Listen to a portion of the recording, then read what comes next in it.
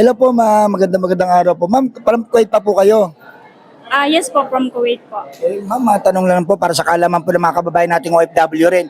Musta naman po yung pag-uwi nyo dito sa Pilipinas? Maayos naman po ba? Paano po kayo tinulungan ng gobyerno po? Okay naman po yung pag-uwi ko namin dito sa Pilipinas. Bale, lahat po asikaso nila simula po sa accommodation, transportation, pati po yung sa pagkain, okay naman po. So ma'am, kasi may mga lumalabas na mga chismis na yung iba raw sabi nila ay wala raw tulong, wala raw, kumbaga sagot daw ninyo yung pamasahe. Kayo po magpapatunay ma'am, ano po, libre po ba lahat? Hindi po yun totoo. Ang totoo po, libre po namin lahat. Wala po kaming ginastos na kahit na ano. Tapos meron po kaming nakuha na financial assistance po galing po sa gobyerno. Ayun, maraming.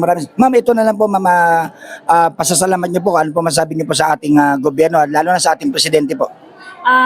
Maraming salamat po sa government po natin, kay President po sa tulong po nila sa aming mga OFW para po dito sa repatriation program po nila. Sobrang malaking tulong po to sa amin, lalo na sa mga distress OFW po na katulad po namin. Salamat po. Maraming salamat po, ma'am. Thank you rin po. Salamat po.